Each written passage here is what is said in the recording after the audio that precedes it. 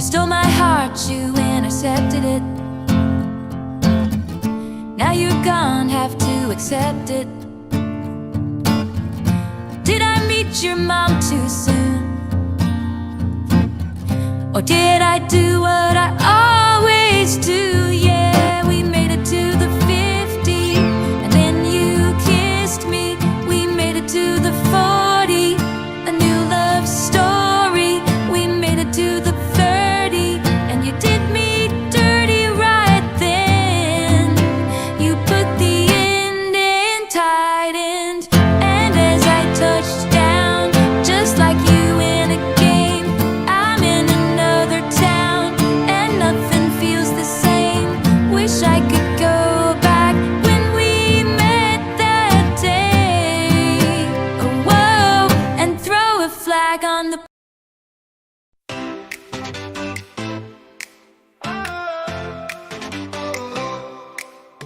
Deep in the inky graveyard, dark as the night, there among forgotten pencils, a duck takes flight.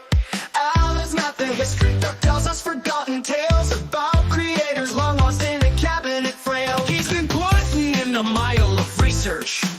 He quacked up every flock perch. This Irishman aggressively knows his stuff. He's here to share the truth without a bluff. Duckman, oh Duckman, extolling the dead. Duckman, oh Duckman, what's got in your head?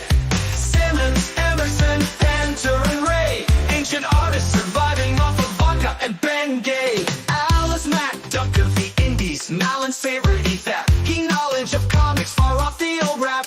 He swims out of the lanes to find hidden bayous, strange creators, and obscure adulum new. Duckman, oh Duckman, extolling the dead. Duckman, oh Duckman, what's got in your head? Simmons, Emerson, Panther, and Ray, ancient artists surviving off of vodka and Ben Gay. So hang with the quackers deep in the comic graves. See Alice Matt's treasures, the sort that he craves. Do you know about these guys and do you care? A Duck Lord is willing and he's got plenty to share. Duckman, oh Duckman, extolling the dead. Duckman, oh Duckman, what's got in your head? Simmons, Emerson, Panther, and Ray, ancient artists surviving off of vodka and Ben Gay. Alice Matt should be quack-gratulated. Do not mallard shun. He's busy peeking into the facts. Don't wig in him while he's hunting for snacks. For snacks. Duckman, oh Duckman, extolling the dead. Duckman, oh Duckman, what's got in your head? Simmons, Emerson, Panther, and Ray, ancient artists surviving off of vodka and Ben Gay.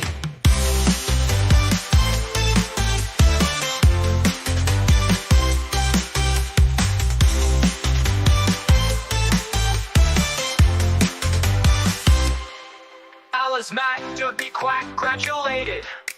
Do not mallard shun. He's busy peeking into the facts. Don't wig in him while he's hunting for snacks.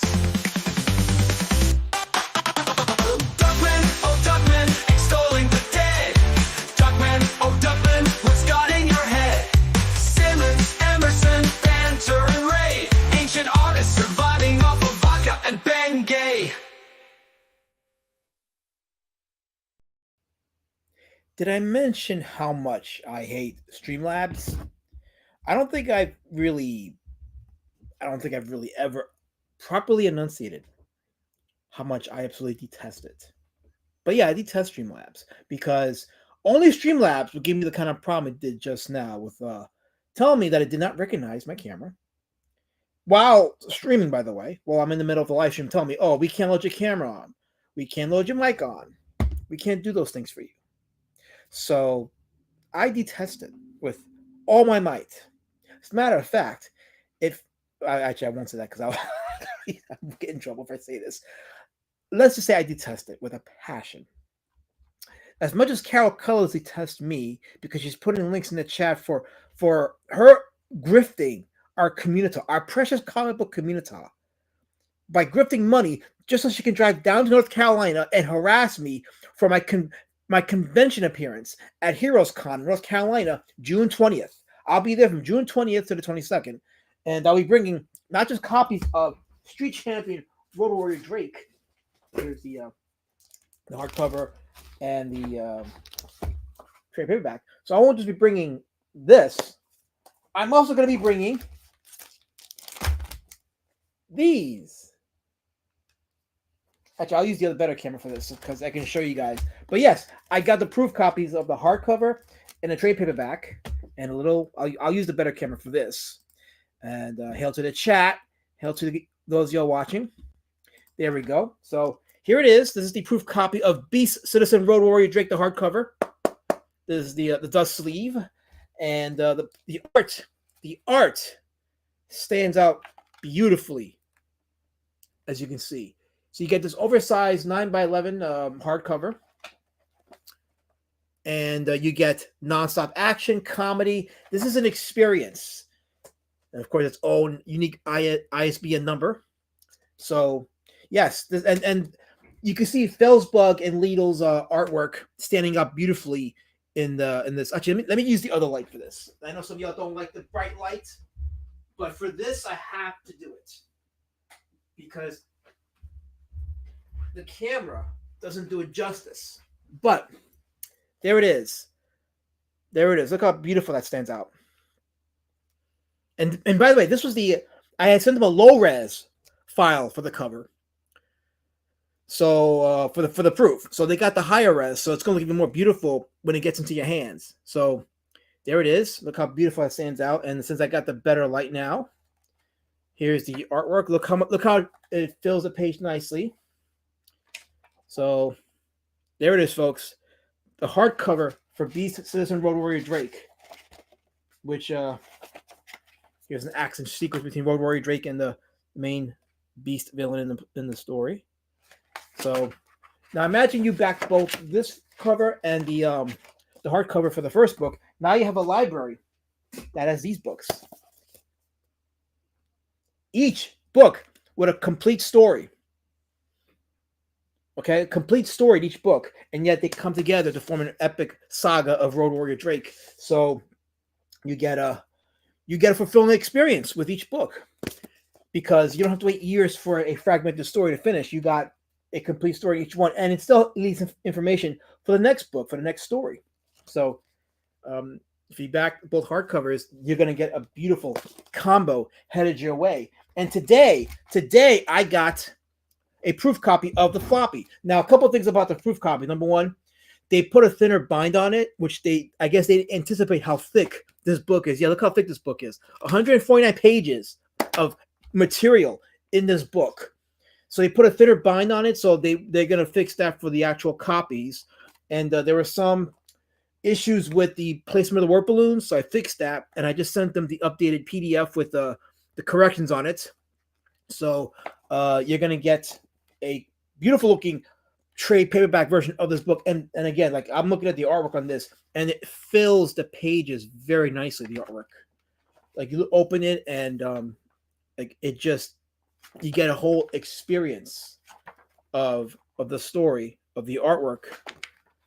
And everything I've been saying about these Outlier comics and the artwork and the usage of text. Like I'm looking at the text, how it looks on the pages, and yeah, it looks better than I anticipated. It looks better than it does on digital. Correct. I mean, I'm a fan of physical, and this looks so much better on physical than it does on digital. Look at that. Let me show. And I'll get to you all in the chat in a second. So don't worry. I know the chat's going on fire. But I just wanted to show this before I get distracted. But look at that. When you get this book and you read it, you're gonna be pulled into this world. Okay, I have not been this excited in a minute. Like it's been a long time since I've had this kind of excitement. Working 2 years on this book, 2 years between writing it, drawing it, and now putting it together, formatting it. I had to format 3 different versions of this book: the trade paperback version, the hardcover version uses a different format because of the size, and the manga version because it's from right to left. So 3 different versions of this book that I had to format just so I can get each edition in its proper formatting printed. So trust and believe when I say this. If you back this book, you're gonna get your money's worth. Because in this space, you got people charging $25, sometimes 30, for 60 plus pages. For $30 in the paperback, you get 149 pages. You get double what a lot of these people in the space are charging are giving you for the same price. So I told people that I'm not making a profit on this book, but that's fine because I like what I made. I'm proud of what I made, and you guys you're gonna get your money's worth when you get it in your hands and you're reading it, and you're gonna be entertained because it's all about the entertainment. It's entertainment that matters. It's not this gay little argument about are the bodies in proportion, is the hand drawn right, how's the perspective, is the overall product is entertaining. When you read the book, does it entertain you? Do you get a satisfactory experience reading it? And I stand by that. And I'm going to make some bold claim. Number one, you that have backed this book, you're gonna come away with your money's worth. You're gonna feel like your time was invested right, and you're gonna feel that you were entertained and you gained something. I'm not saying it's gonna change your life or anything like that. I'm not nothing weird like that. I'm just saying you'll spend at least an hour reading this book, or at least an hour in the book, maybe more. I don't know, but at least an hour, and you're gonna be like, yeah, man, that was fun. Like that was worth the money. Yeah, that was definitely worth the money. I'm gonna make a bold claim. This book, and I didn't say this about the last book, and I was confident with the last book, but even like today, like I can look back at Street Champion Road Warrior Drake and see its faults.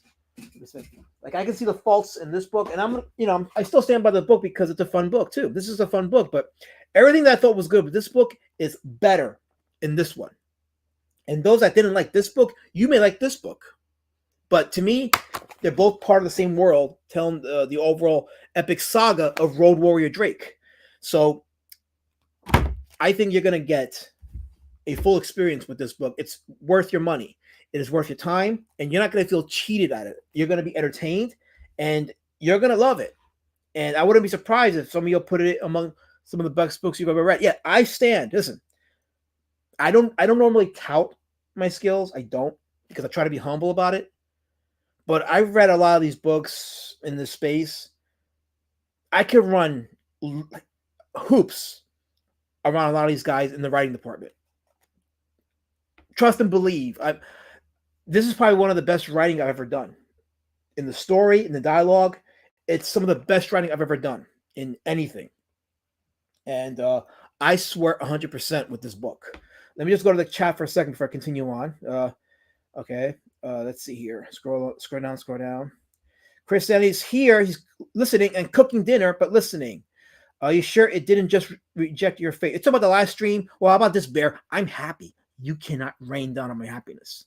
Master Pan talking about an outlier for today. Aragones will definitely have been on the Mount Rushmore of indie comic creators. I looked at some of his stuff, man. I like it. And we're going to have fun looking at this stuff. Yeah, I'm going to have to look into OBS, but nobody wants to teach me how to do OBS. You go on YouTube, right? And you can't find any tutorials about OBS. This is stupid. So I like to find a place that's going to have to give me the A to Z on how to run OBS, because I'd rather do OBS. Yeah, I heard Raptor talk about it, so he better show me how to do it, because I'd rather do OBS if it's easier and doesn't give me any of this crap that Streamlabs is giving me. So scrolling on more. Let's see here. Okay, I'm behind in the chats. I'm going to catch up. I'm going to skip a few chats. Mazapan says, nice looking proof, so you're still on track to get Beast Citizen out soon? I'm hyped for it. Oh, yeah, listen, it's coming.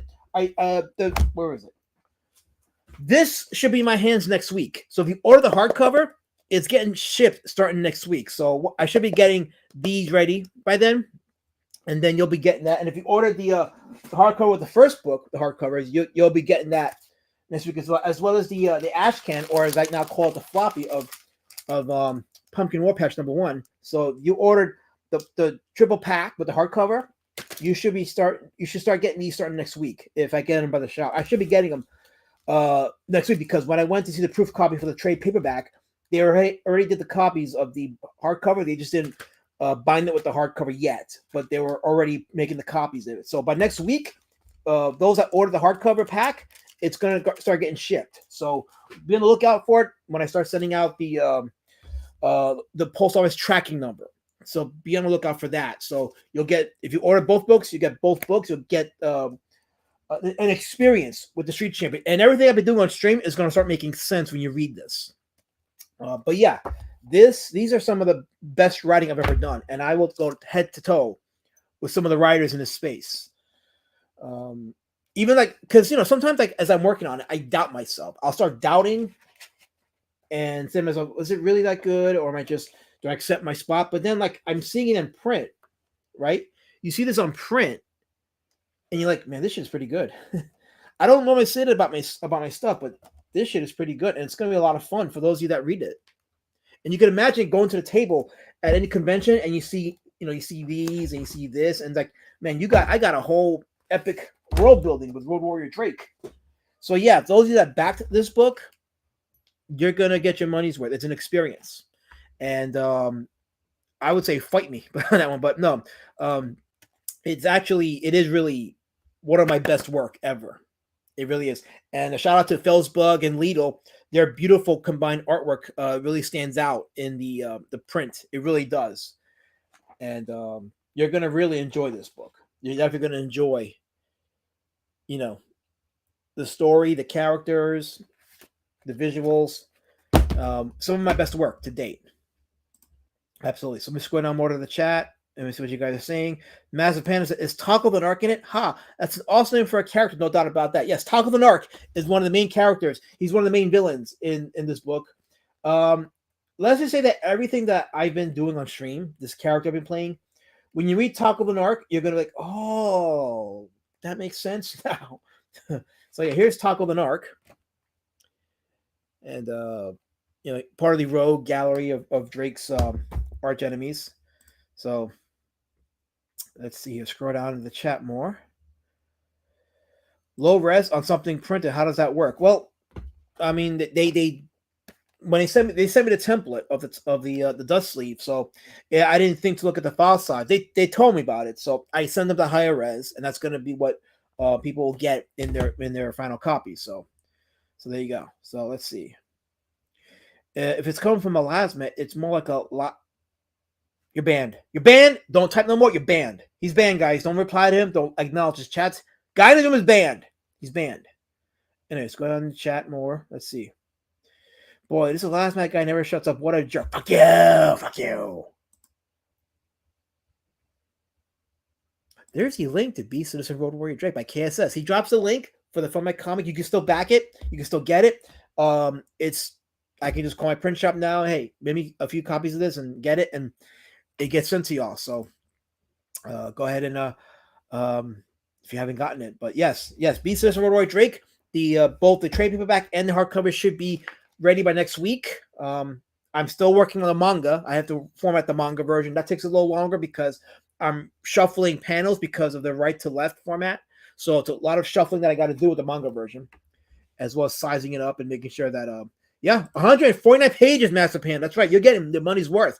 These books out in the market, they got like 60, 70 pages. You're getting twice of that with the same amount of money too. You're paying 30 for the trade paperback and 40 for the hardcover. That's what a lot of these folks are charging for 60, 70 plus page books. You're getting twice that amount for the same amount of money. So let's see, scroll down more. Your book will be more entertaining with Drake Pog. Don't blaspheme. This is my time, Helmet. This is my time to be glorious. Don't you dare jump on me with that. Oh, I'm sorry, Texan. Am I boring you? Well, good. I hope I am. I hope I'm giving you dreams right now. Nay, nightmares. I'll be getting nightmares.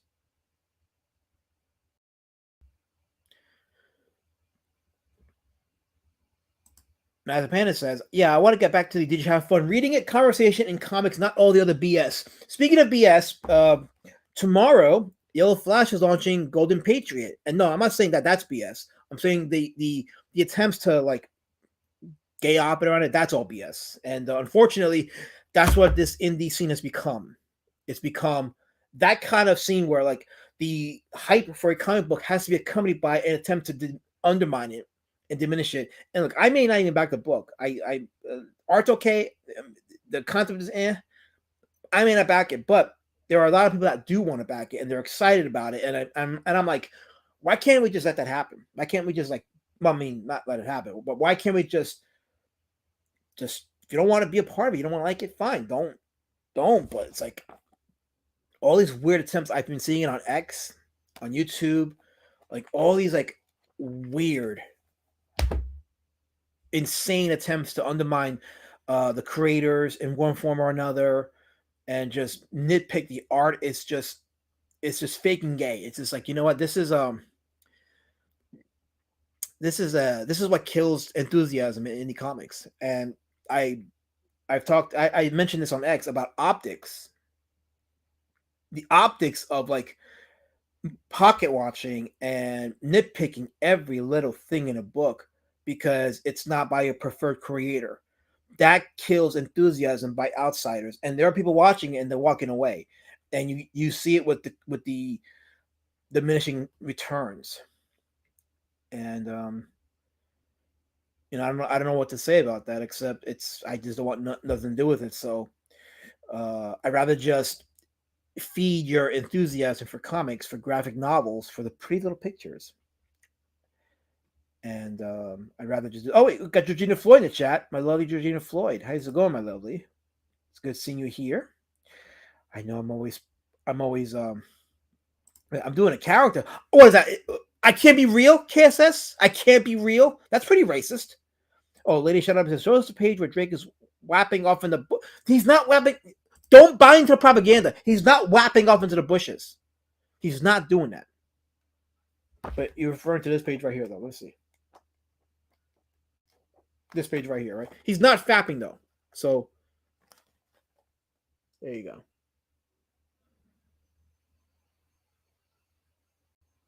Okay, just I'm looking at it from the YouTube side so that I can make sure that there's no pixelations or 440p frame rates. Ani Prime says, can't wait for Hurricane Heron in book 3. Hurricane Heron. Book 3. Yes. I already have the name for book 3.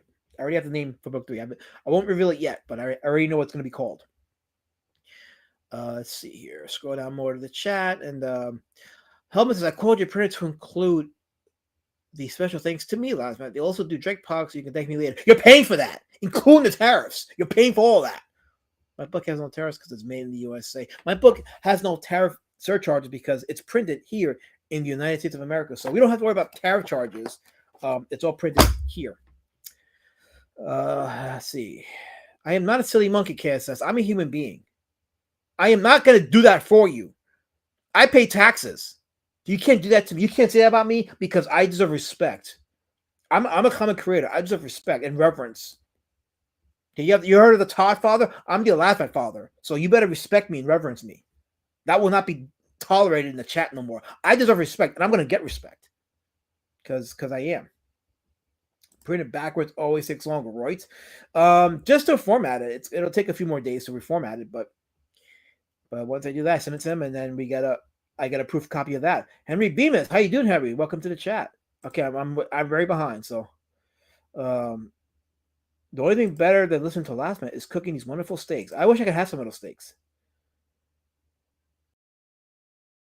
Is it possibly about the quality of the art and story, not page count? It's about the overall, the sum of the parts, and if the book is entertaining. And that's why I do these weekly streams. Because, and as we look at Sergio Aragones, and you see his artwork, this type of artwork would be considered quote unquote shit in our space, which I think is the dumbest thing you could have. This the mentality that someone like Sergio Aragones could not be accepted as someone artistic because he doesn't draw a certain way. Is the story entertaining?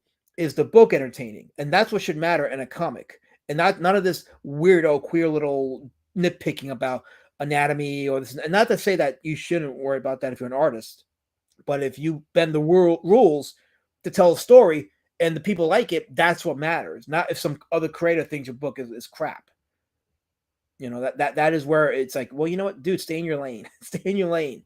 There are a lot of great artists who may not draw the way you draw or may not draw realistically, but they've created something that's entertaining, that has legacy, and that's what matters. That's what matters. Unlike Dark Gift, I will finish my steak. I believe you, because most men will finish their steak, just not Dark Gift. He won't do that. Regarding the Golden Picture, I definitely want to back it since I dig the old art. I saw him work on a lot of these pages in older streams, and it sold me on backing it. Yeah, it's got a lot of hype. It's got a lot of hype. Colin Lamb says, "Hello there. It's Elasmat's good friend Colin. Hello, Colin.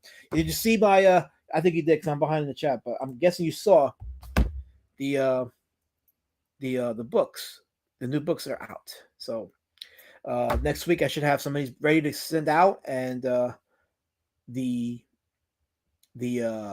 fulfillment will begin. I'm excited about it. So I'm skipping a lot of y'all's chats because I'm behind, so I do apologize. But if you were to super chat, I definitely would read it. But I do read chats regardless. I do, especially if it's cool. I definitely will read it, even if it's hateful. I shouldn't deserve hateful chats.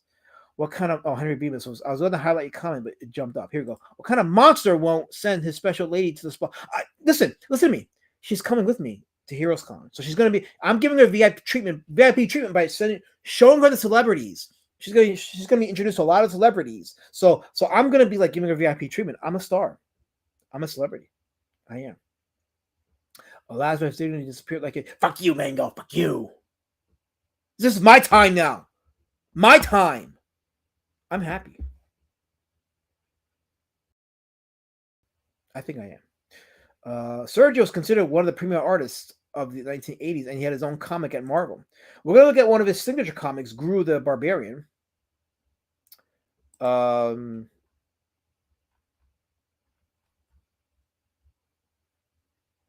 So that'll be a fun little observation and analysis as we go into that. The moment you whip out an electron microscope to zoom in on a single background character's finger to critique it, that's when I'm convinced that it is no longer about enjoyment of the content. Yeah, it's about ego. Miss me with all that stuff. It's ridiculous. Oh, $5 switch up from Chris Stanley. Thank you, Chris Stanley, for $5. He says, "Shit, my steaks are burning. Oh, damn it.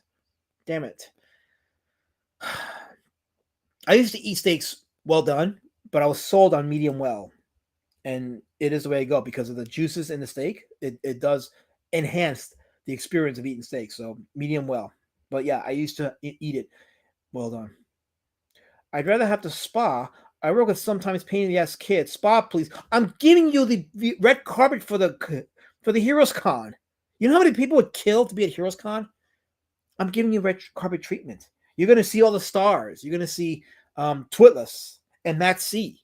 Like, you don't get a higher grade than that. Like, you think about it. You're gonna be seeing Twitless in person and Matt C in person.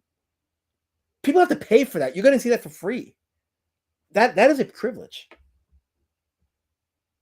Trust me, it is. It is.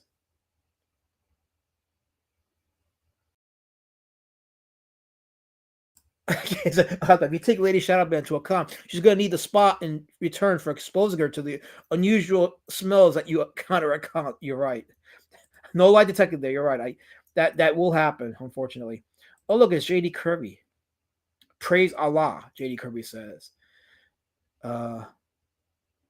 JD Kirby. You better behave, sir. I'm watching you. I'm eyeing you like a hawk in the chat. Henry Beeman says, I feel like a Comic-Con filled with sweaty nerds is not the same thing as Spot Day. You're meeting stars, celebritas. Come on, that most people pay for that. She's getting it for free. So, steak time for real this time. Yes, eat those steaks. Eat one for me because I could use a good steak right now. Once you have it rare, you can't go back. Oh yeah, listen, I get it. When the way those juices are absorbed with the steak, it does really add to the succulency of the steak. So, absolutely. Cons are notorious for bad smells and con crud. Look, I smell good. I wear cologne. I wear deodorant and cologne. I'm one of those that smell really good. So my corner of the con is going to be smelling nice. It's going to feel like a spa. My corner of the con is going to be a spa. You go there and you're going to be whipped with the beautiful scent of me with the cologne and the just take my word for it. It's going to happen. Anyway, so let's talk about our outlier for today. It's now 8:37. Oh, that's because I also, the previous stream, we had about maybe 10 minutes of technical difficulties. So we only been streaming maybe for about 20 minutes. But thanks for the people that are currently watching. And thanks for bearing the previous stream's awful um, technical difficulty. Excuse me, I had a little bit with the hiccups there. But as I was searching for today's outlier, and I came across Sergio Aragones, I noticed that he's had pretty good run with Mad Magazine, and then there was this one character Gru that I want to look into because much like Cerberus, Gru has had a long run. Actually, it's still running long. Gru is it's currently the longest running because it's still active. At a time, I think Cerberus had that record for the longest running independent comic until its end back in the early 2000s. But now Gru is 40 years and still going. So it is currently the longest running independent comic. And we'll go into Gru in a bit. But I want to just give us a little background on Sergio himself. And of course, you, the chat, will always. I'm sorry, Hen. The chat was moving fast. It was moving fast. But I hope you're having a good day, Hen. Hopefully, you're enjoying your time. And you enjoy your space here as we discuss comics, independent comics outliers that people in this space would not care for. But we do because we understand the history of independent comics and where we've come from. But yeah, I figure we go a little bit into Aragones' background before we go into Gru. So just to understand and appreciate where he's coming from and the work he's produced. Henry Beam says, I met Aragones on several occasions. He's always very kind to fans. He used to give out those free sketches. You know, it's funny because it wasn't until recently that I really got into like just producing original art. And to show myself for a second, yes, I will be selling original artwork. Where's my camera? Here we go. I'll be selling original artwork. You guys remember the stream I did last weekend, the stipple stream? So I'll have this piece ready to sell at the con. I may do a couple more stipples of Road Warrior Drake to sell and frame it. I'm going to frame it so you have a nice little package for those. It'll look beautiful on the table at the con when I display it with the other books. But yeah, I will be doing more sketches, more original artwork that's Road Warrior Drake based to keep with the brand. Wrong stream, Mango. Wrong stream. Those are for the Monday streams, for the horror streams that we do Monday. This is the comic streams. Jesus Franco's not a comic artist. He's a filmmaker, a schlock filmmaker. Entertaining, but still. Let's see here. It's okay. What are you spelling in the Bear? Stop spamming my chat with racism. Stop spamming it with racism. Mazepana says, I actually found a few issues of Gru in a 50-cent bin a while ago. Old treasures out in the wild. Glad to have found them again. Those are some of the fun books. Those are the fun books that we highlight here. So that's why we do it, because a lot of us that enter the space really didn't understand that how many people aren't aware of these outliers, of these creators that produced artwork counter to the mainstream and counter to what's considered to be the standard. And Gru the Wanderer is a perfect example of some of the fun books that are being produced by independents who wouldn't have been given the time of day in the mainstream. You're doing a parody of Gru with Elasma as the hero at a Comic-Con. I'll call it. Screw you, KSS. You're one bad comment away from being banned. And I will ban you. I'm only because I'm stuck waiting on a video to download from my editor.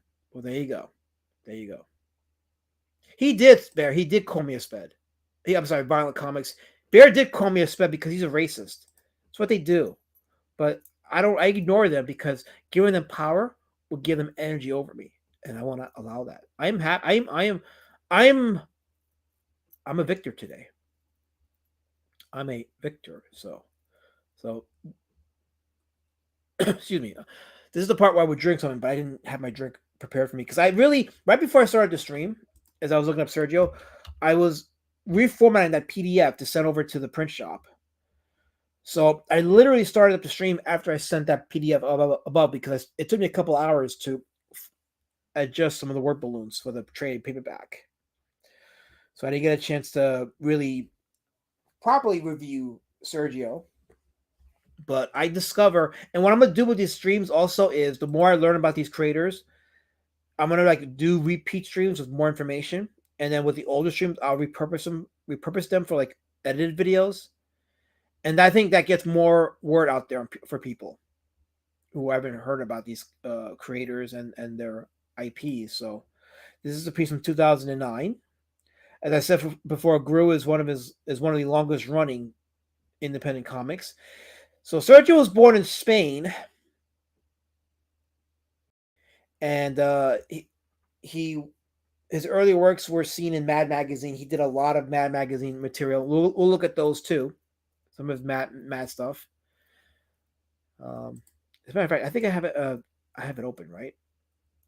Let's see here. This is an example. Let me share this here. This is an example of some of his work from Mad Magazine, Incurably Mad and Mad as the Devil, or some of his well-known stuff for Mad. Here's his work for Marvel for Gru.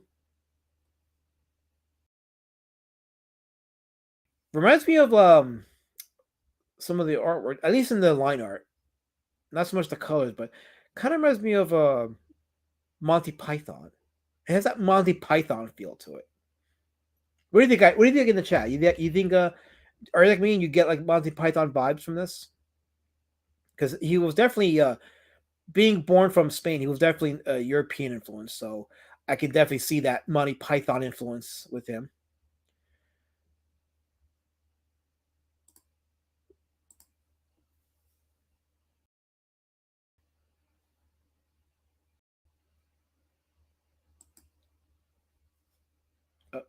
And this is a one man that who recounted his encounter with Sergio. So he just gave us some examples of it. But yeah, this is here we go. This is a better looking view of it, of his Guru comics at Marvel. Definitely fun looking, and Guru's had quite of a following. And one website, the Guru website, as I was looking at it, let me read what it says. It says, Guru's a comic like no other because Sergio's art itself is unique.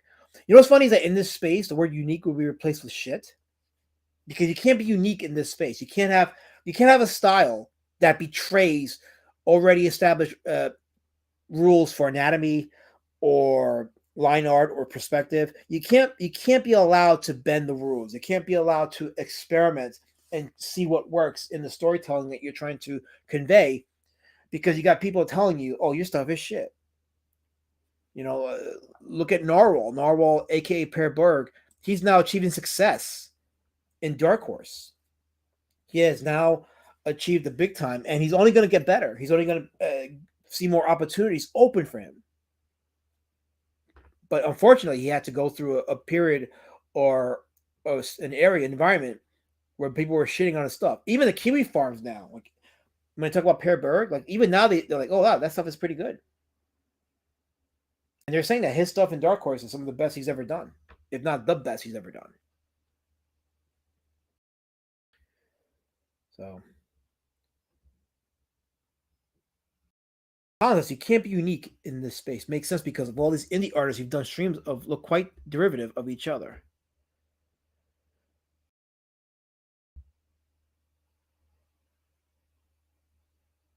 Oh, so interesting. Okay, so you're saying that some of the artists I've highlighted were derivative. Well, do you mean like they look alike? Because some of them have clearly were inspired by certain other creators. So, and I would mention which of these creators because they were very public on what type of artist inspired them. So, if you mean by that, yeah, there is an argument to be made, but I don't know if I call them derivative. To me, derivative is something like Rob Liefeld. That's derivative. Like you see comics that copy that style, or comics that try the Akira Toriyama style. Like that's derivative because that becomes the standard. And one of my gripes when I was in high school, in art school, was there were people that called themselves artists, and all they were doing was copying that anime style, that Dragon Ball Z style. And I'm like, that doesn't make you an artist. It makes you an imitator. An artist to me is someone that has, yeah, they'll have their influences from other creators, but they find a way to adapt that style into something that is uniquely theirs. To me, that's an artist. But if you're just copying a style, you're not an artist, you're an imitator. And that's fine. Like, look, people make money copying other styles that have been proven to be successful. And that's fine. And that's fine. But you're not, to me, that doesn't make you an artist. And I challenge that. And I've had that position since high school. So, Calvin and Hobbes, the best comic strip ever, says Oz Great Sage. Welcome, Oz. I don't think I've said hi to you. I have to catch up on a lot of strips though. Like I need to catch up on my Peanut strip, my Popeye and Dick Tracy. So like I don't think in my lifetime I'll ever get to read all the fullness of these strips. Like Calvin and Hobbes is something I've read every Sunday, but I know there's a lot of strips in the Calvin and Hobbes saga that I've not read, and I don't know if I ever will get to read it because there's a lot more that I want to read that I have to get to. BC was a great strip, comic strip too. Yeah, that was a fun strip too. Beetle Bailey also was the one. Peanuts is go to Subi #1. Yeah, there was a hardcover at Barnes Nobles the other day of the Peanuts collection, and I wanted to get it, but I'm like, it's $45, which is not bad for a hardcover of that thickness. But I was like, I should hold on to it. I feel like I need to get other things before, and I'm glad I held on to that money because there were other stuff I have to buy and get. So, so. Lady Shadowband is propositioning me for Spa Day, but it's very easy for her to proposition me. Like, if she were to proposition me right now, I'd probably end the stream. So, and she's definitely doing it. So, yeah, she's making me a coffee right now. So, I tell her that when she makes me coffee, like the missing ingredient, when I make it, the difference between when I make coffee and when she makes coffee is her coffee. Well, that and her coffee comes with love. Her love. So that's the missing ingredient with the coffee.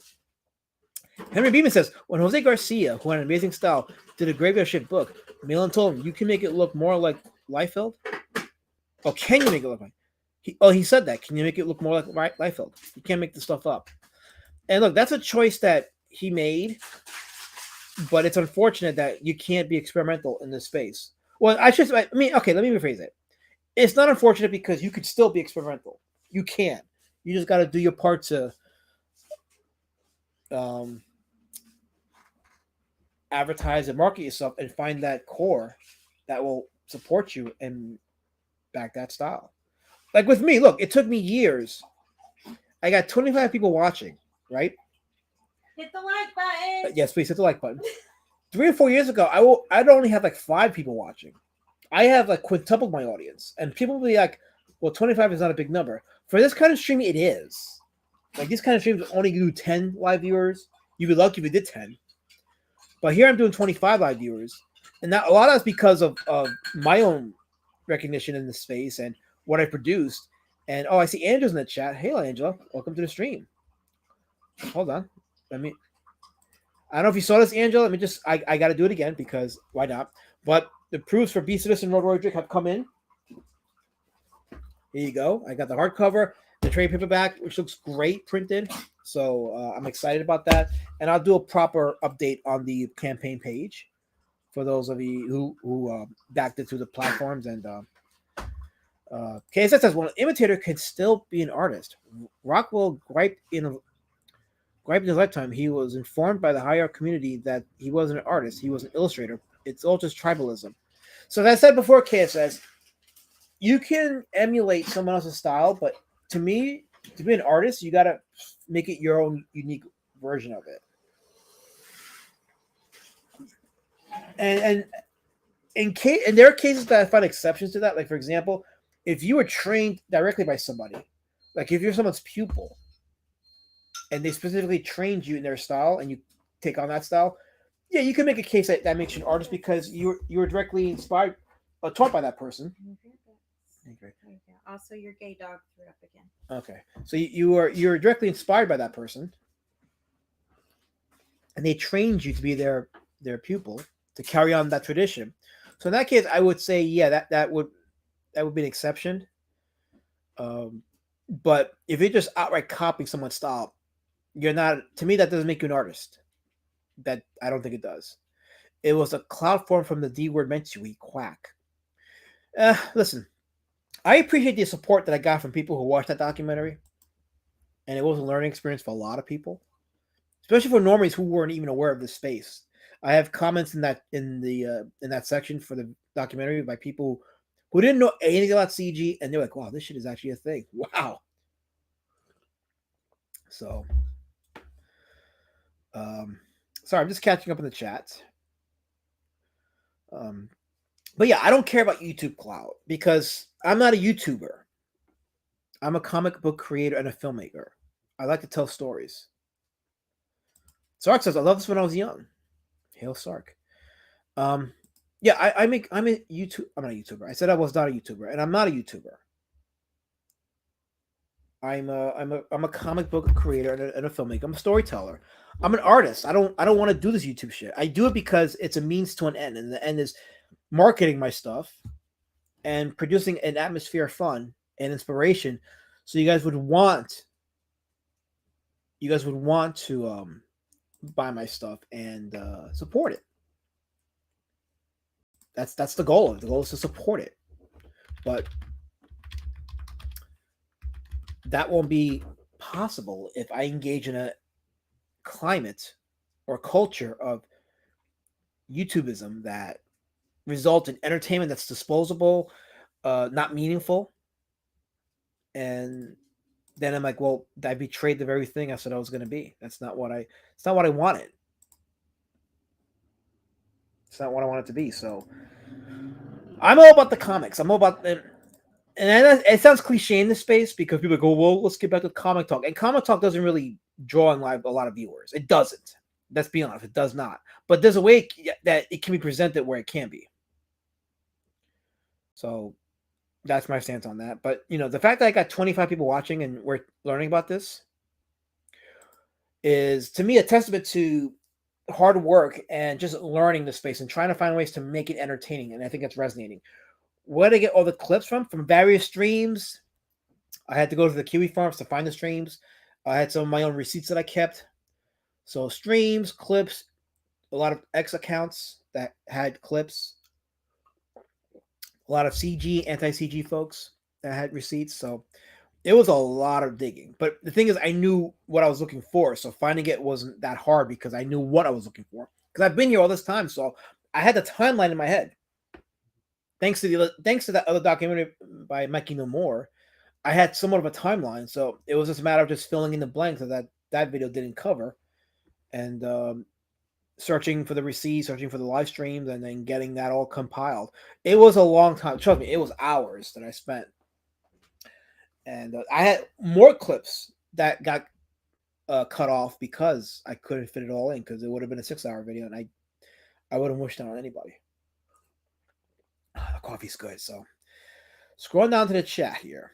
I'm gonna miss some of your comments because there's a lot of I when I talk, I notice that chat's on fire. And wait, there's an Elias main in the chat. Okay, so he's banned. Don't reply to him. Don't look at his comment. Don't even read it. He's banned. He's banned. So he's banned. So don't acknowledge him. And also guy in his room is banned too. So please don't type. Andrew, guy in his room, he's banned. He's banned. So you can't reply to him. Don't even have a conversation with him because that's against the terms of services here. When somebody's banned, you can't talk to them. So please don't acknowledge him. He's banned. What kind of coffee am I drinking? I don't know. I think it's Colombian coffee with cream. So yeah. Colin says, "Can I be banned?" Well, Colin, if you're banned, you can't promote Global Comics link to Emerald ban. So I cannot ban you. I'm just gonna hope that you don't. Okay, I don't know what Andrew put here. It might be some kind of like emoji because it's not showing up on my Streamlabs here. So so there you go. So let me scroll down. Yeah, there you go. See, if I ban Colin, then he won't be able to promote this link for Emerald Man. As we're talking about Gru the Wanderer now. Now we're gonna go into a little bit of Gru. So I assume nothing, KSS. Stop calling me the J word. You'd respect me. You better respect me. This is the J word. So I'm on the Gru website, right? For those of you that aren't familiar with Gru, we're going to learn a little about the characters. This is some of the line art for Gru here. It's gru.com. If you guys want to check it out later on your end, gru.com. So you have Gru, the hero. Look how he's drawn. And by the way, Sergio grew up in Mexico City. which is where he learned how to do his brand of cartoons for his friends. And there was a Mexican magazine called Haha, and that magazine printed some of Sergio's earlier comics. So it was like a Mexican version of Mad Magazine. Yeah, like I said, I got to do a stream one day on all these magazines that showcase a lot of these indie artists, because it wasn't just the ones here in the States. It wasn't just like Arcade or Raw or Weirdo. I mean, you got all these other magazines like the one I previewed last week when we were doing Flip Furman's profile, and now like the Mexican one, haha. Like I gotta look into these magazines and do a stream just on that. I think I might do that for next week. I might just do a stream just on these magazines that promoted these artists.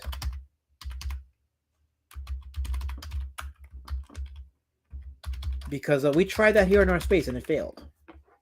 But it'll be a fun thing to do. So we're gonna probably do that for next week. But Sergio had a background in architecture, so you learn architecture. In architecture, things like architecture and model drawing tend to be boring, but they're helpful when you're doing backgrounds in comics. And also, he worked as a clown and a pantomime artist, so he had experience in entertainment, theatrics. Believe it or not, those can be helpful when you tell a story in comics because you understand the dynamic of performance, which helps you when you draw your characters in performative ways. So that's very helpful. Here's another one of his artwork here. This is Louder Than Words.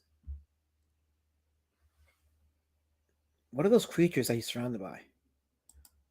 Oh, wait. I got to take that out because some of you racists are going to start jumping me on that one. No, that ain't going to happen. Guy in his room who's banned says this is something that hold on. The chat just jumped up fast. I'm not used to a chat that moves fast. That's something new for me. Guidism says this is like something I'd like. Yes, this is something I would like too because it looks fun. Matt had some amazing artists, including some who worked for EC like Jack Davis and John Severin. Yeah, Mad Magazine's kind of like some rite of passage for comic artists. So yeah, I feel like cartoonist Kayfabe landed an interview with Aragones a couple years ago, but I'm too lazy to look. Seemed like an easygoing guy. Everywhere that I've read says the same thing, that he's very approachable, very nice. Something that's missing in a lot of comic artists. Being approachable, being kind, being professional. Henry Beeman says that he had the first 100 issues of Gru, like a whole short box. So.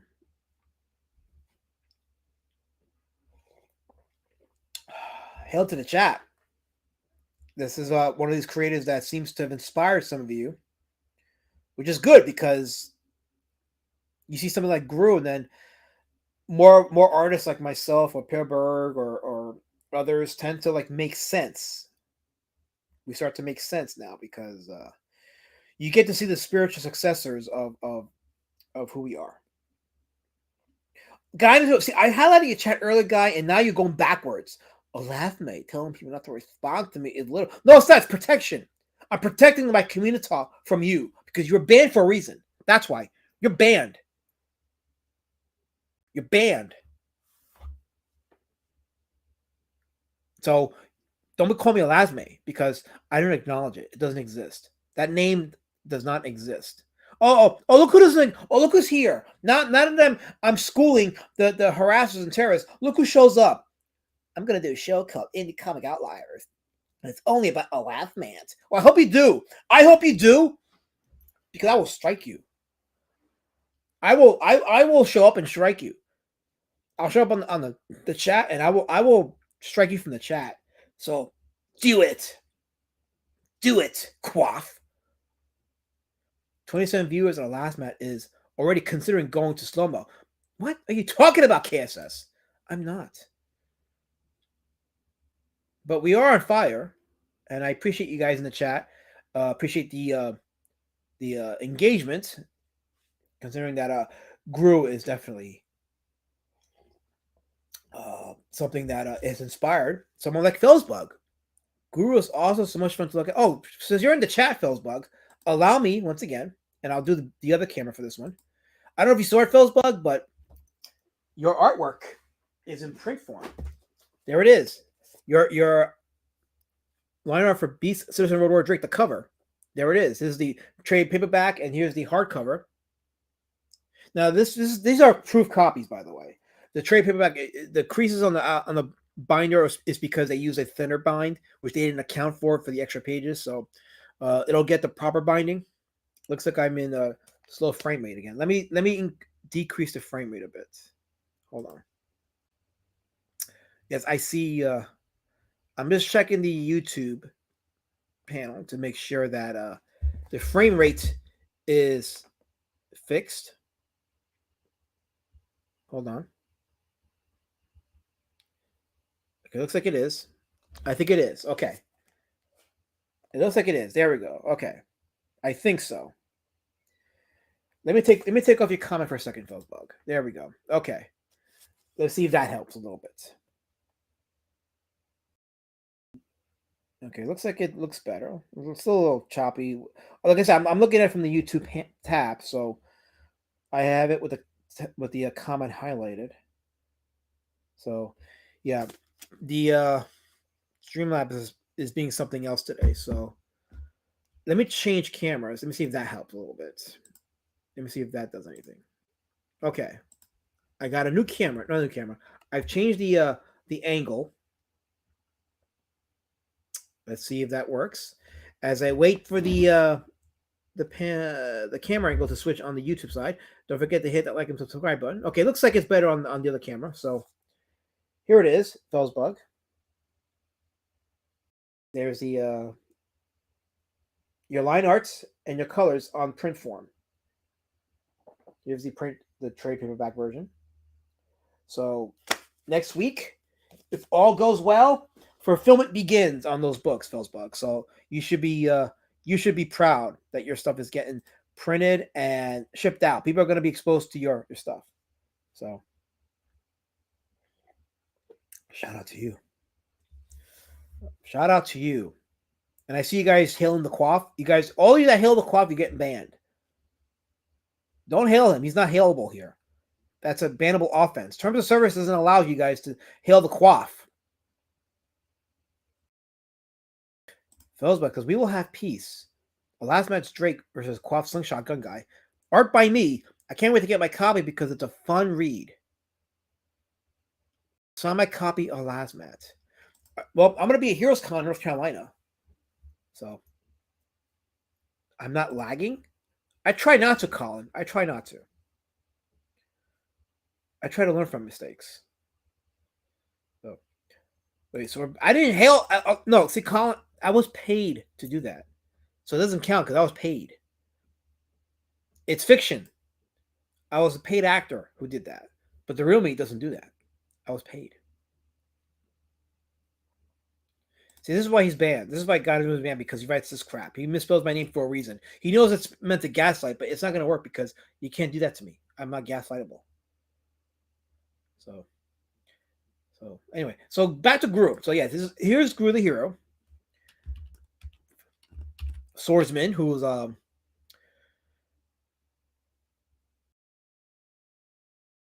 as it's described here.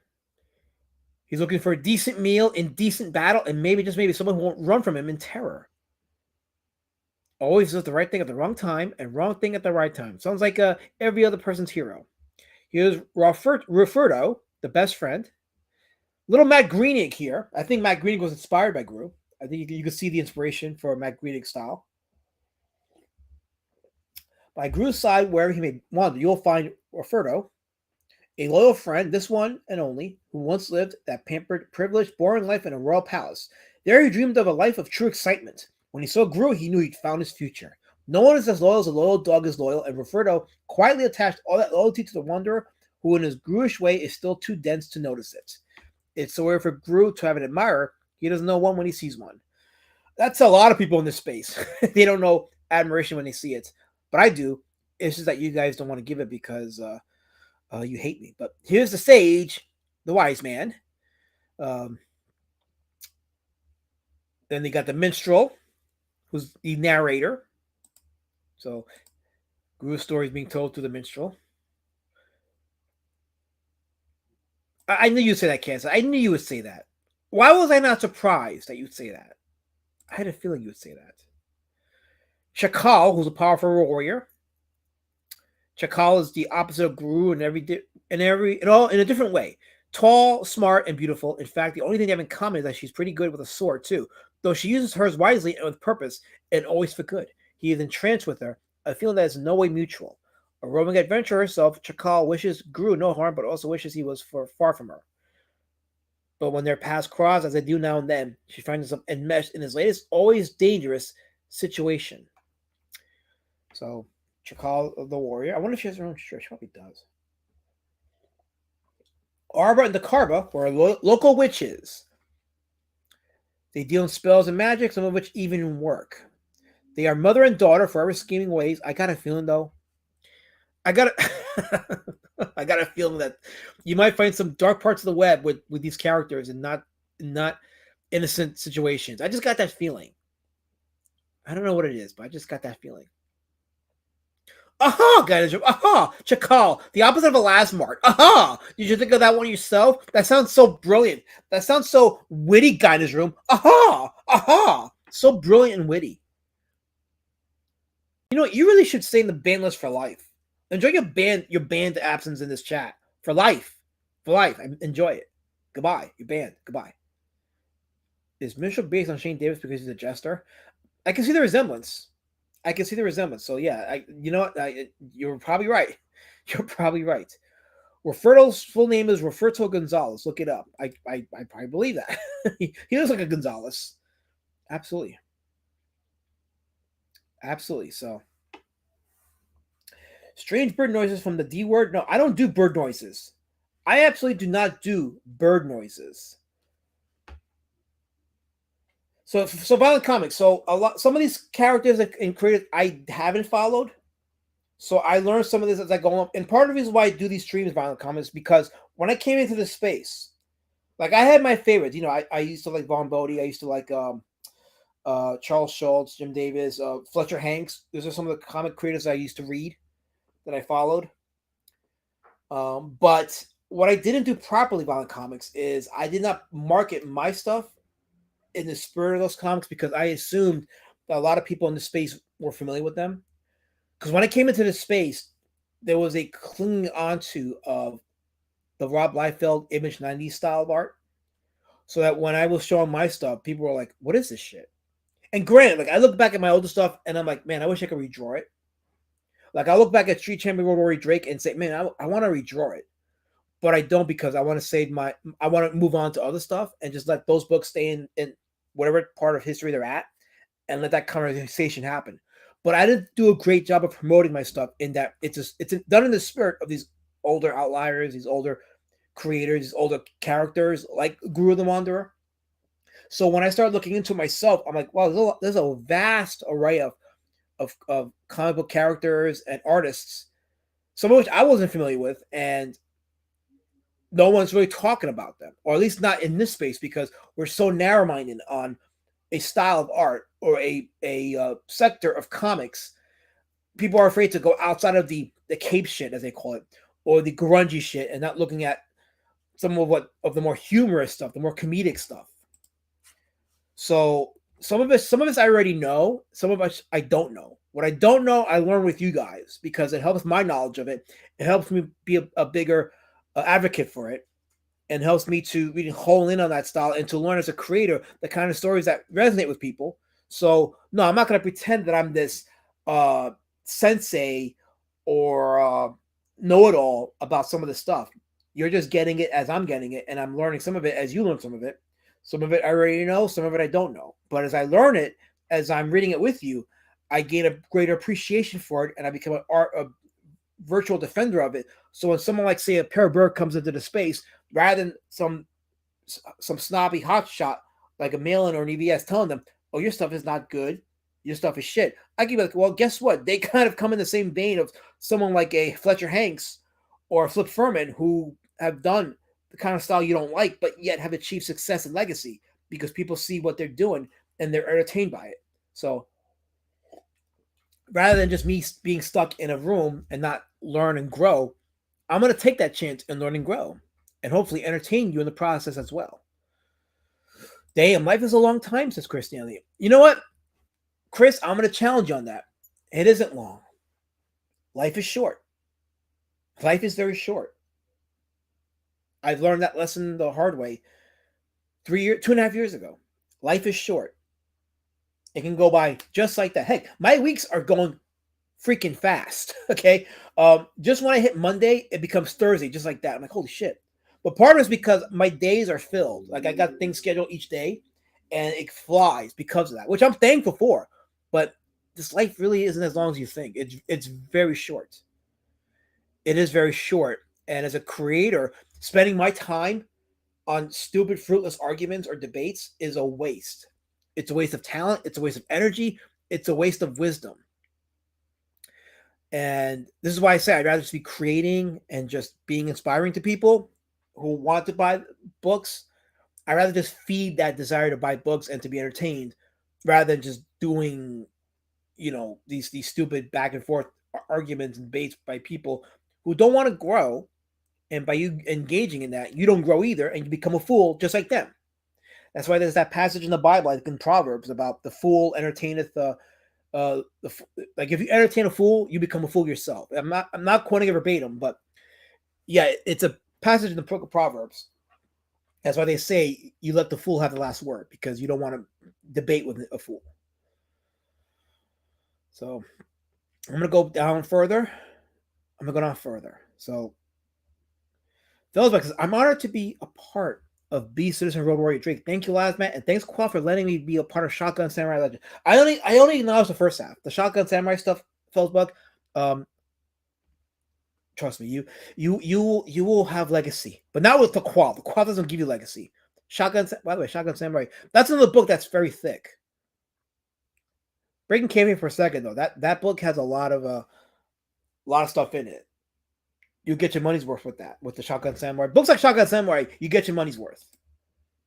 Don't quote me on that, by the way. Don't quote me on that. You probably are going to click that, aren't you? Well, I'm denying it all. I'm denying it. Sergio Aragones was one of the top artists of the 1980s. Very prolific, I'm sure. Yeah, absolutely. 100% prolific. And I'm enjoying looking at some of this because the fact that this is the longest running independent comic currently with this style of art should tell you all you need to know about this, how stupid the conversation and debates are about line art, anatomy, nitpicking stupid things about like the size of someone's fingertips in a drawing, or how a character's hair looks. Like, it's all fruitless and dumb. It's absolutely dumb. Instead you should look at what is currently popular. Like when we did Jeff Smith with Bones.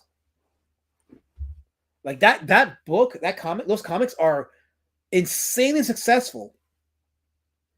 And he's very competent as an artist. Very, very competent.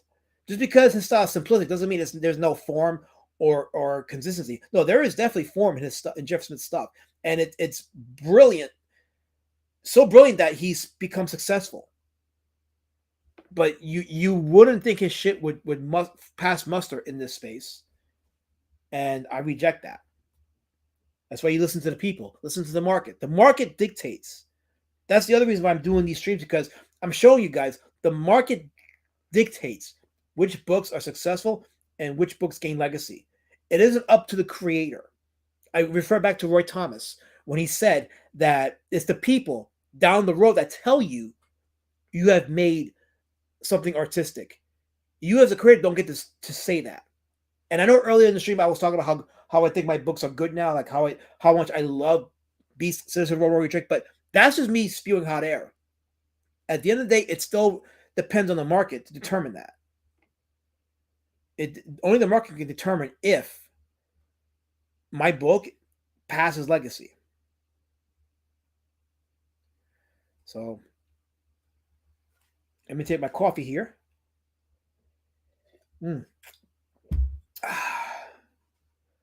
So, Dynamism says, I don't think I even knew this before. I'm not sure what he's referring to, but he's gained wisdom, so I'll take credit for that, sure. Master Panda says, Aragones sure does appreciate his busty women. It's like he looks it's like he took the way we all used to draw in middle school and kept that style and perfected it. And I mean that with the utmost respect. Oh, that's exactly how I interpret it, with utmost respect, 100%. So the market needs to make my comic successful. Well, what you're doing, Colin, is what Tomohiro did. I say Tomohiro because if I say One, most people don't know who One is. One is the creator of One Punch Man. His real name was Tomohiro, but he turned it to One. So when I say One, I had to preface it by saying Tomohiro because some people don't know who that is. But he did the same thing you're doing, Colin. He would go, and I talked about this in the first indie comic Outliers stream I did. Although I'm going to repurpose that stream because I've been thinking about doing some videos, but I got to choose the topic of videos wisely because I don't want to engage in anyone's little beef. But Tomohiro would go on X or Webtoons. He did the Japanese Webtoons, and he would upload his stuff there, and he gained his following that way. And I think you kind of are on course for that. So just keep up what you're doing, build that following, and then eventually you're gonna have enough of a following to start selling your books and making money off of it. So, do they talk shit about Jim Davis?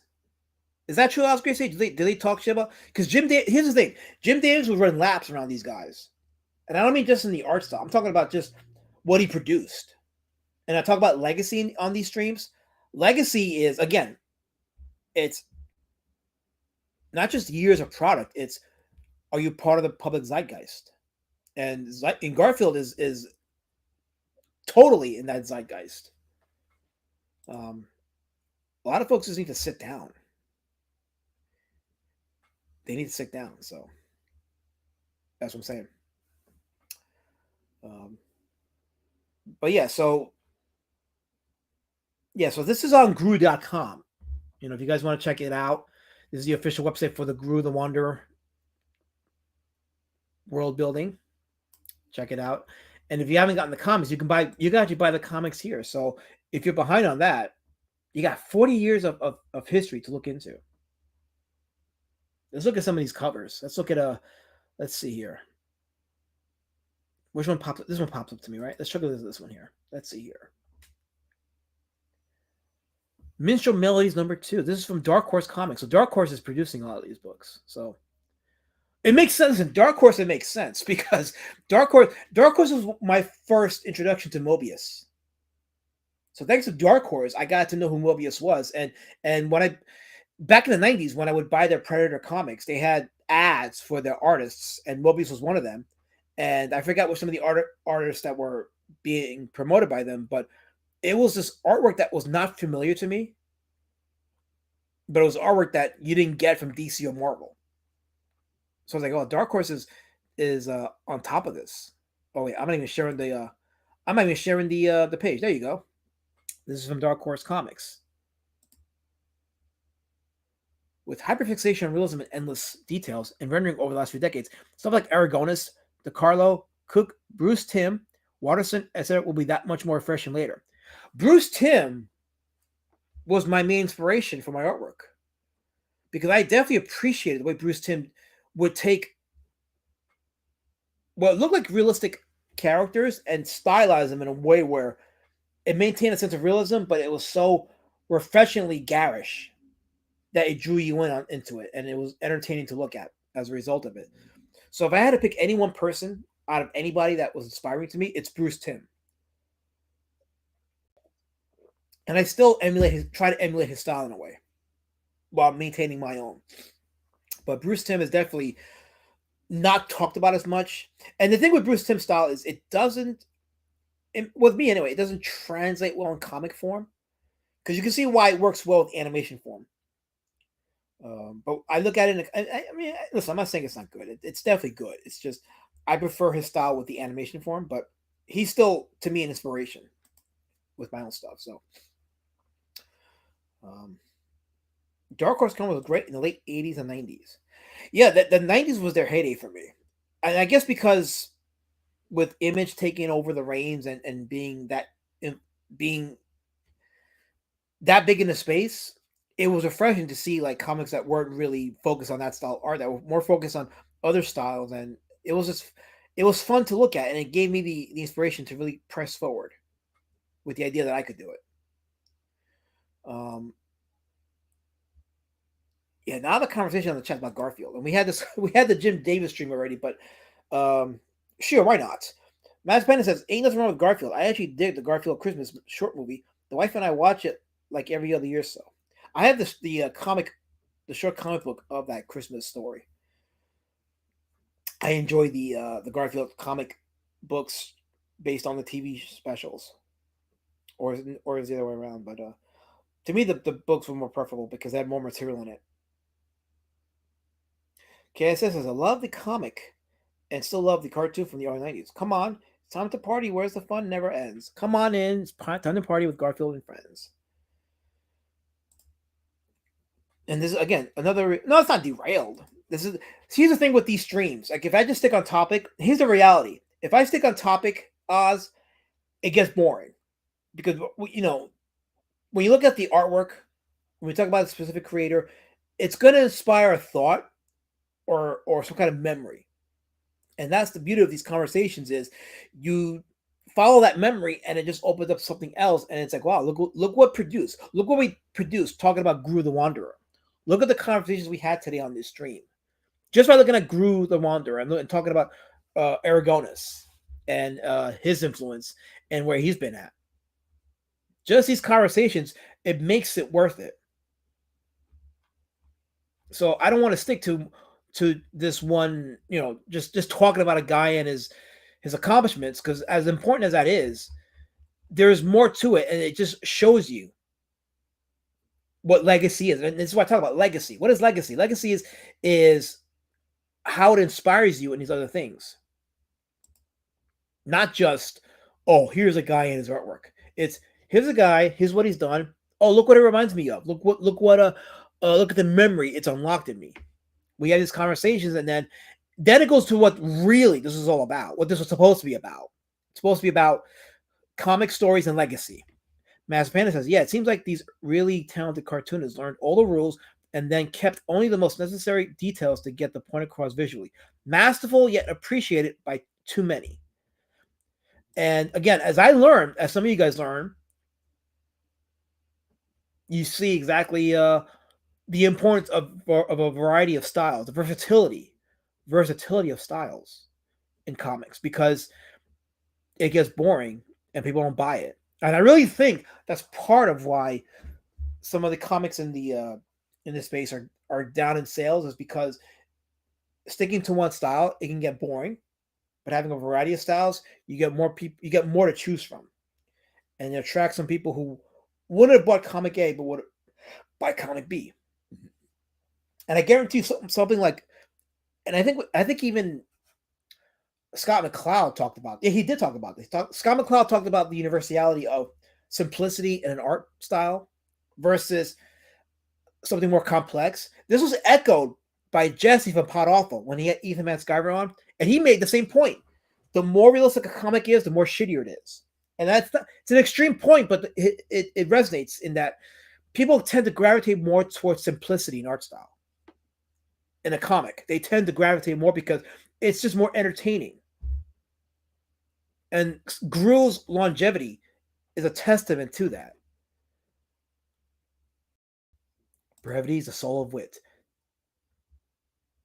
Yes. I think that's the way of telling me to keep it brief, but I get it. No, I 100% agree with that statement.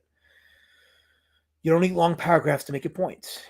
You don't need long walls of text to tell a story in a comic book. KS says, come in. I hope you are ready. I hope you bring lots of spaghetti. Come on in. It's time to party where the fun never ends. Come on in. It's time to party with Garfield. Oh, yeah. The Garfield song. Yes. You're always talking about the Garfield Christmas special. But did the CG Kings really say that about Jim Davis? That's kind of not disappointing. I shouldn't say that. I would expect it, I guess, now with the way things are going. But it's all the more the reason why we have to hold on to these things and really share this, and certain creators have to be aware of this stuff and really talk about it and really remind people, hey, this is in the same vein of what I do. I see, this is why you're banned, guy. This is why you're banned. You think you had me, but you don't. You don't have me. I will not read it. Now that I know what you guys are doing, and now that I see the gay outlet you're performing in the chat, now I will not do it. How about that? How about I will not do it? So there. So there, you can miss me with that. Right? Exactly. Miss me with it because I will not engage in that type of gaslighting. Not gonna happen. Not gonna happen. You could try though, but it's not gonna happen. Um, but actually, let me ask you guys a question. Since Gru was inspired by the sword and sorcery barbarian stuff, do you guys prefer Gru or early Cerberus? Because Cerberus was a direct lift off of Conan the Barbarian. But what did you, which is more of your liking? Do you guys think Gru or Cerberus was your favorite of the sword and sorcery parodies? And I have read Cerberus. I was a fan of the first four phone books of the Cerberus saga. After that, for me, it kind of fell off afterwards because it left the barbarian stuff, which to me is what got me in the first place. But Gru still stuck with it, so I guess Gru has that over Cerberus. Phillips says Frank Miller was a good comic artist. He didn't become Frank Miller until Dark Knight Returns and pushed it further with Sin City. If he didn't change his style, he'd be considered mid-tier artist. Yeah, he had to hone in on his style for sure. And I don't know, like I don't. Well, I guess I should be careful with that because there is a noticeable difference in the decline of his style currently with what he did with the Wolverine. So I have to be careful and not dismiss that. But I already see what you guys are doing in the chat. I'm not reading those lyrics. I'm not reading it. So let's see. Felsbeth prefers Gru, while Sark prefers Cerberus. Le says Gru is his favorite all time. So you got Gru, 2 for Gru, 1 for Cerberus. Church and State is a masterpiece, says Sark. Yeah, I love Church. To me, I think that's where it ends for Cerberus. Like High Society was peak, and Church and State stood at that peak. And I kind of stopped reading Cerberus. I read the whole Cerberus saga, but once I finished it, I said, you know what? When I do reread Cerberus, I'm gonna stop at Church and State because to me, I feel like that's where the story peaked, and after that, it just teeters off. Although some people will say that Jaka's story was peak Cerberus, and I don't know. For me, like the whole Jaka and Cerberus relationship to me was weird. It was weird for me because I joke about the bestiality stuff with Road Warrior Drake, but I don't like shipping beasts and animals in fiction. I just don't. To me, that was the weirdest part of Cerberus, and I felt that if Dave Sim was going to do that, he should at least make it where it's like comedic and silly, kind of like how it was done with Who Framed Roger Rabbit. Like that was silly. It was funny, but I think he took it a little bit to a serious side with the Cerberus, and that's part of why I just kind of like felt detached as I read the later Cerberus stories. I mean, the Jaka story was well written because it didn't really go into that stuff. It literally just told Jaka's story and her, how she became who she was as a person, and it was some very deep stuff. But I'm the same way, Colin. I just think it's weird. That's why, like with Road Warrior Drake, he's not only not into bestiality, he's just not into any kind of like intimacy at all. Like I joke about it, but he's really an asexual character, and I'm gonna keep it that way with Road Warrior Drake. Now the characters around him can have relations with other people, humans and humans, but Drake. My thing with Drake, he's gonna remain asexual. So, Brian Kriska says, "What up, AZ? What up, people? What's up, Brian? Welcome to the chat." Matt Menace, I took quite a bit of the issue during and around Jocko's story in some 50-cent bins as well as way back, but I haven't read it yet. I mean, I think it's a good read, but for me, when I reread Cerberus, I just stop at Church and State. That's where I stop. So I don't get to reread the other stuff later, and I'm okay with it.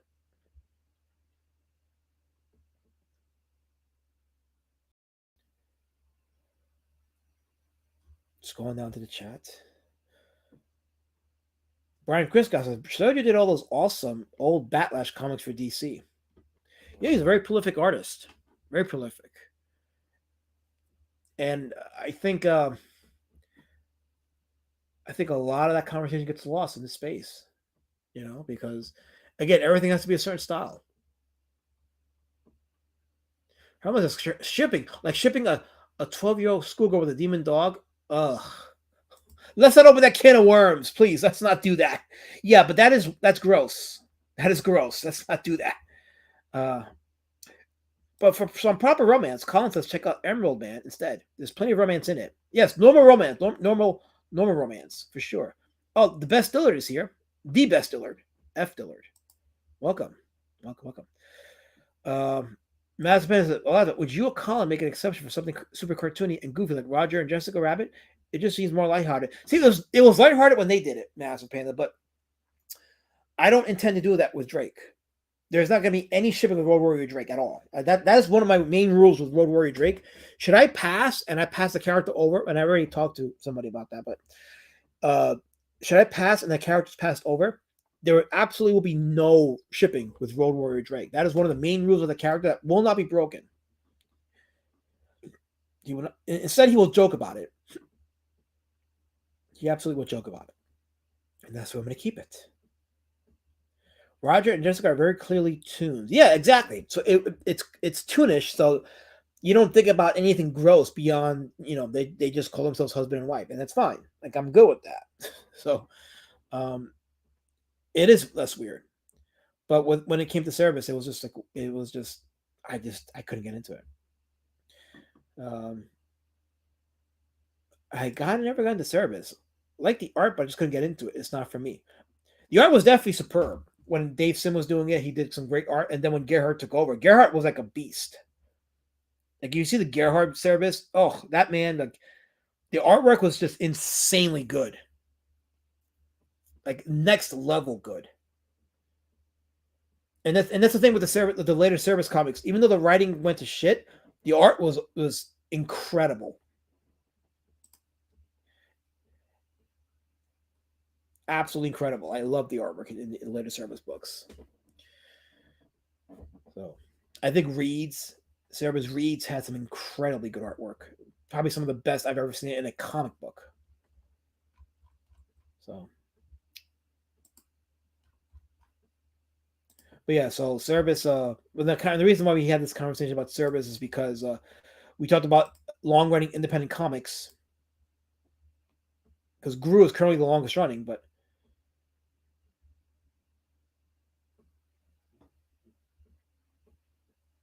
Service for a long time was also one of the longest running independent comics before it ultimately ended, and ended on a not so good note. But Gru is still ongoing, so you could definitely get into Gru and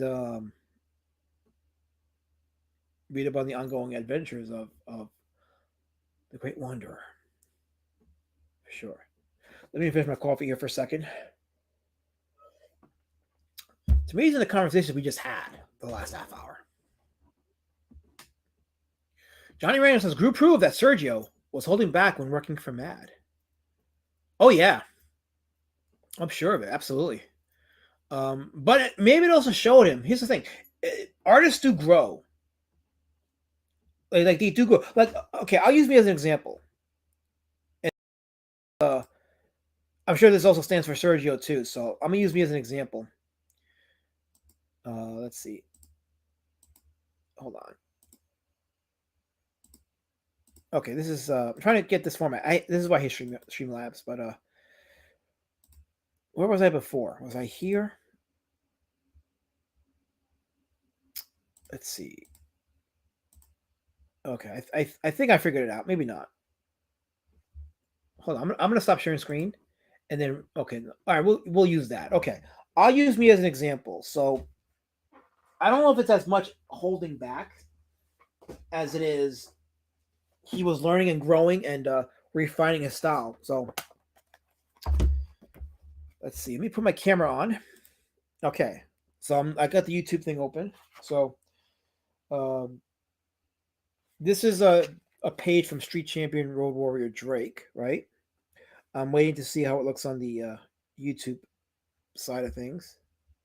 Okay, looks like it's pixelated again. Gosh, I really maybe it's not Streamlab. Maybe it's just my internet. Hold on. Okay, I'm gonna go to the 480. Okay, let's see if it works with the 480. Okay. Okay. So this is a page from Street Champion Road Warrior Drake, right? And this was in 2021.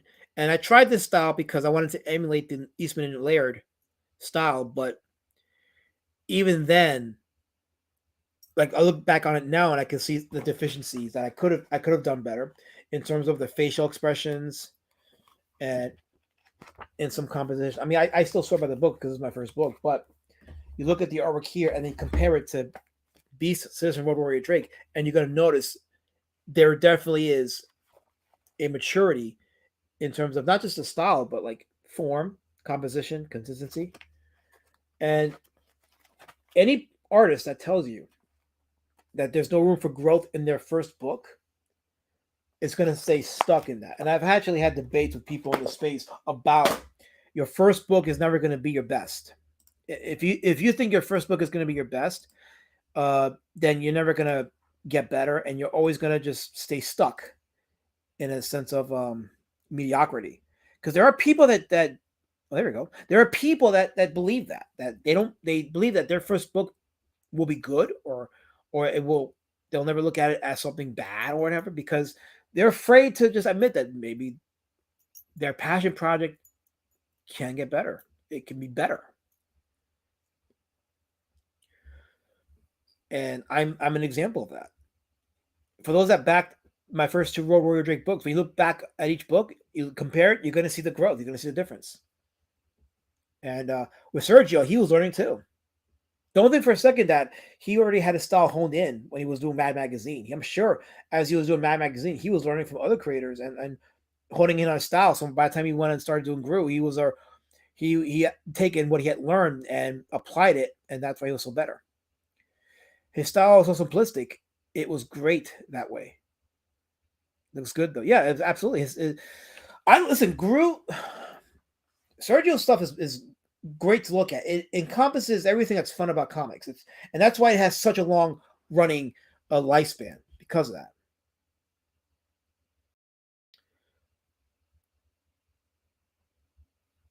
Cause when it comes to making your own art, I find it best not to try and copy people. Figure out your own style.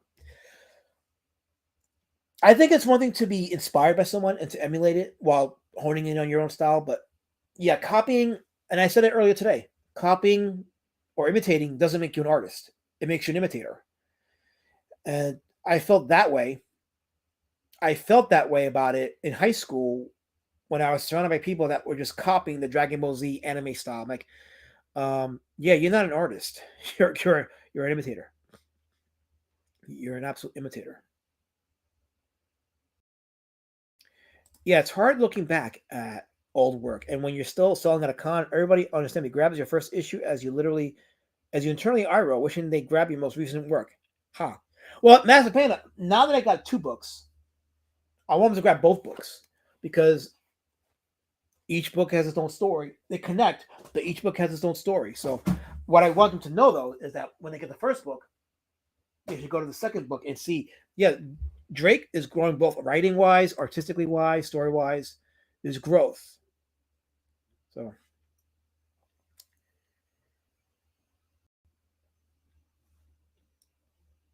yes, Tim Olson's in the chat, and I'll shout him out. He's got Melvin #1. He's actually up to issue 4. But I remember when I had Tim Olson on my channel years ago, promoting Melvin #1, and he's come a long way. You talk about growth. Tim Olson's one of those guys that's grown in this space. He went from not understanding how to do crowdfund to now like killing it. He's up to issue #4 of Melvin. That's his long running character. Melvin is a barbarian type character. Yeah, I like the name Melvin for a barbarian, so I thought that was pretty witty. But he's an example of someone that's grown. And he says it here that Melvin #1 is not his best book, but he was learning as he went. And that's exactly how it's supposed to be. And people appreciate that. Like when they go back to your first stories of that character that you were building on, they appreciate those first stories because that's where it came from, and they follow that journey.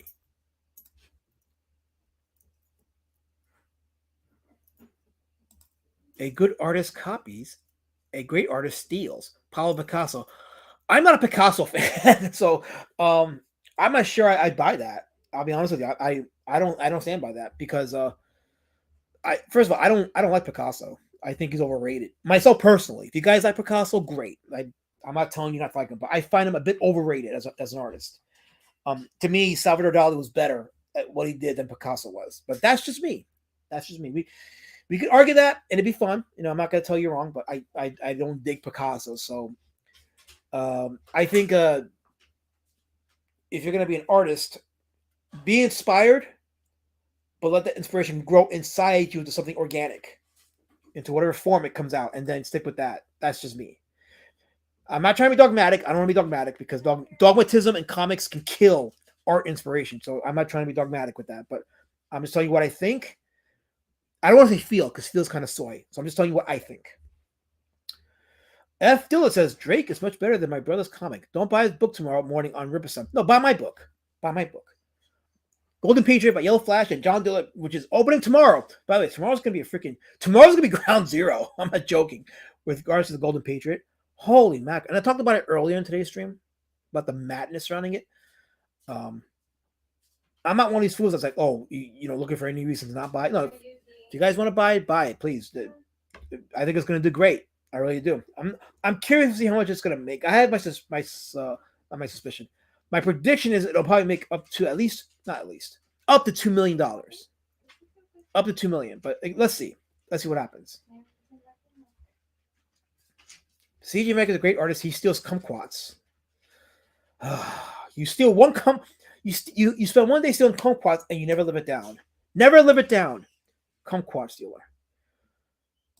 Collins, I hate Picasso. See, I don't hate Picasso, but I think he's overrated myself. I get people like him, but I don't. I'm just not a Picasso guy. And the only reason why I like Van Gogh is because I have a kindred connection with Van Gogh because, like Van Gogh, my ear is a bit deformed. So, and when I was in the hospital back when I suffered an accident back in 1995, I was given a painting of Picasso as a gift. So, not Picasso, Van Gogh. So as a result, I have a sentimental attachment towards Van Gogh. Otherwise, I wouldn't really be a fan of his art. But I have no attachment to Picasso. So I'm not I can say that. Picasso is pretentious in my opinion. Yeah, I kind of tend to agree with that. I think he's yeah.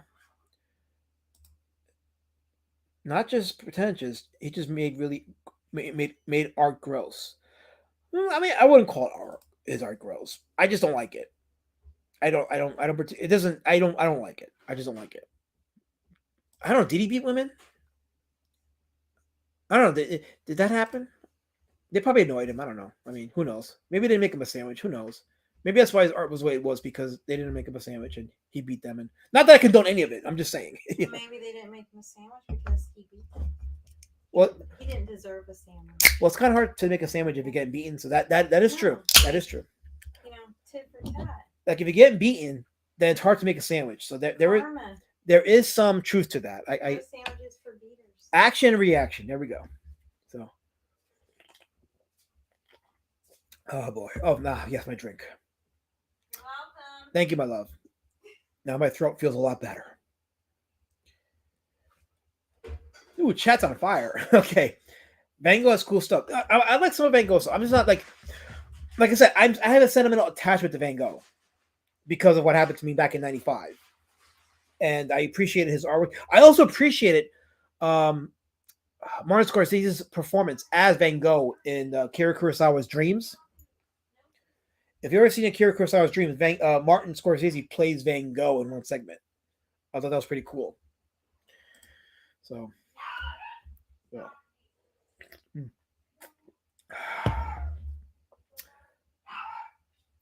F. Dillard says Picasso raped me. Oh, I'm sorry to hear that. But I'm sure that tomorrow, when the Golden Patriot comes out, all the errors will be righted. So I'm rooting for you. You are, after all, the best Dillard. So I root for F. Dillard. We really had nothing to do with that book because he's the best Dillard. So I'm all for it. KSS Osmond, do you know Van Gogh's secret to? Do you know his secret to art? He sent his girlfriend a piece of his ear, and then he sent her to the spa on her birthday, and suddenly his art improved. The ear part is correct, by the way. That did happen, but the spa part, I kind of have questions about. So You have 8 days, sir. she said, "Yes, it'll be her birthday next weekend. So I'm gonna next weekend I'll be doing a con, and after that, I'm dedicating it to her. So I'm gonna have a What? yeah, I have a con next Saturday. Yeah, I know. You scheduled one on my birthday.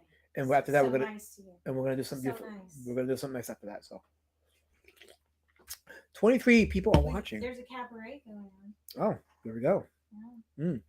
23 people watching me spew about Picasso and Van Gogh.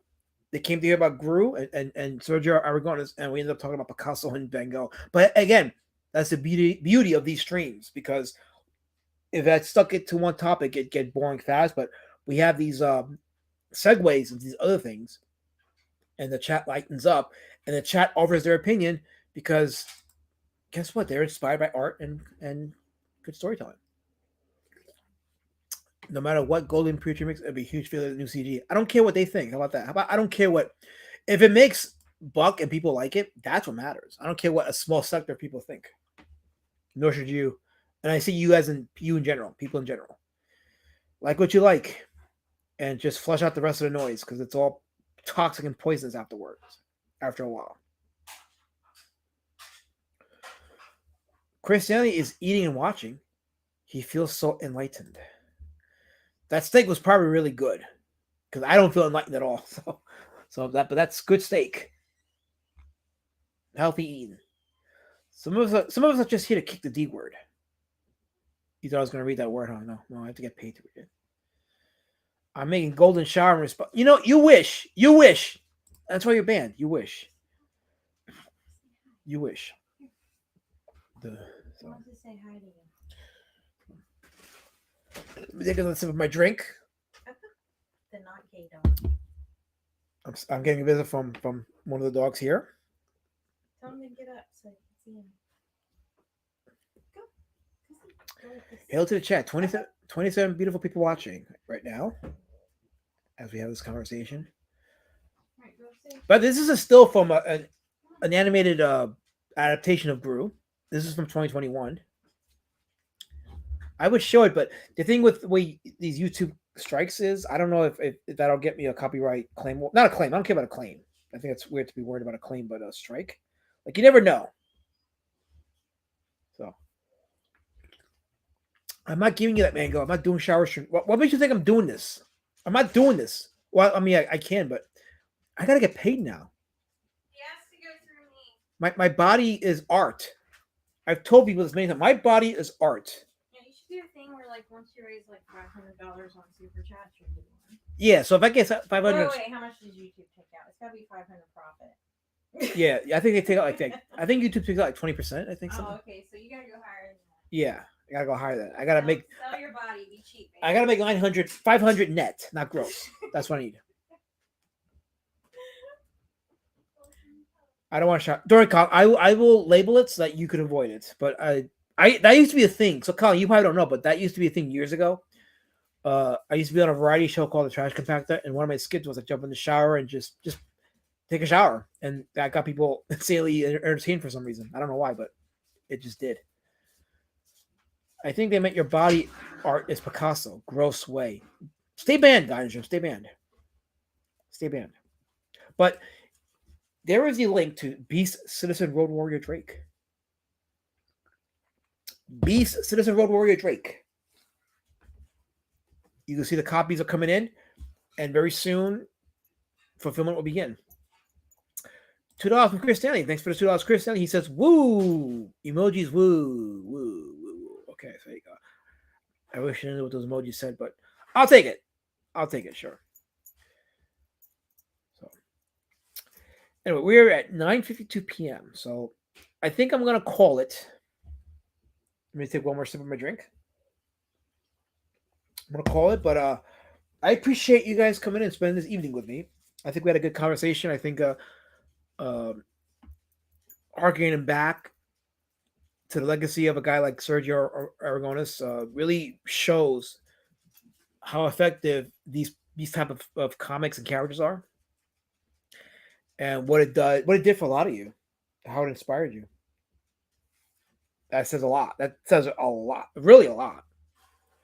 So, Maz, it's been an awesome stream tonight. Well, thank you, I appreciate it. I think I was inspired by the fact that my books are here. Like I'm going to show it again. Like seeing this, working on these for 2 years, and now seeing it in physical form, like that does something to somebody. I had the same feeling with the first book, but this one is different because I learned from the first book. I learned from the critiques that I got with this. I learned, and I applied it with this. And okay, I know I'm doing the 240p again. Let me see here. Am I 480? I should be. Okay, let me try this. Let me change resolution to see if it'll. How many pages says Violent Comics? It's 149 pages. Look at the thickness of it. 149 pages. Let me highlight this. Wait, where is it? Chat's moving fast. Here we go. There's a Nomad. How's it going? There's a Nomad. Welcome. There we go. 149 pages. I talked about this earlier in the stream. That a lot of the comic creators in the space, 60 plus pages, they charge $25 for it. 149 for $30. So you get twice the material for the same price. And I stand by it. You'll probably spend at least an hour in this book, which you should because you paid for it. So you should get your money's worth and get the investment back on the entertainment factor of it.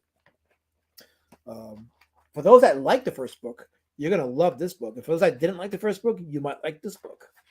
So I think it's just a lot more marketing, a lot more exposure, and more people are gonna really be into it. So I think you'll enjoy it. If you backed it, you're definitely gonna enjoy it. You're definitely gonna feel like you've gotten your money's worth. So 149 pages. Let me scroll down to the chat. Well, before I say goodbye, let me see if I missed anything important. No, just racism, acronyms, and other stuff. Well, good. Well, good, Colin. Good.